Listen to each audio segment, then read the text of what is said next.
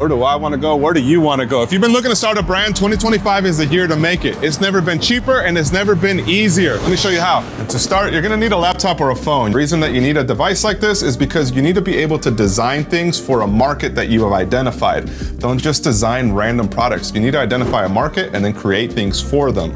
Next, you want to select a blank that works for the audience that you're selling to. Now, we're going to be using a Street Crafter blank here because I feel like this really resonates with the design that we created, which brings us to the next step. Now look, to make your designs, you don't need a heat press like these. These will run you about $700 to $1,000. You can actually get started by using that iron that you got in your closet that's been collecting dust. Dust that thing off. This thing can start printing you some money. Let me show you. Then all you gotta do is place your order for your designs to get heat transfers from companies such as streetcrafter.com.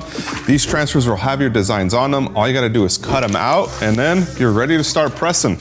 A good force, kind of like if you're changing a baby or like a toddler. You know, you're gonna kind of press down on their stomach so they're not kicking you in the face. Now, if this is your first time doing something like this, especially with an iron, there is room for mistakes. The biggest mistake is that sometimes the more advanced the iron, they have like temperature controls, so they'll stop the heat.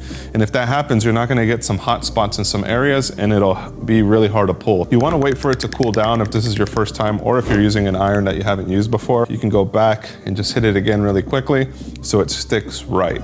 And what you wanna do is you always wanna hit it that second time.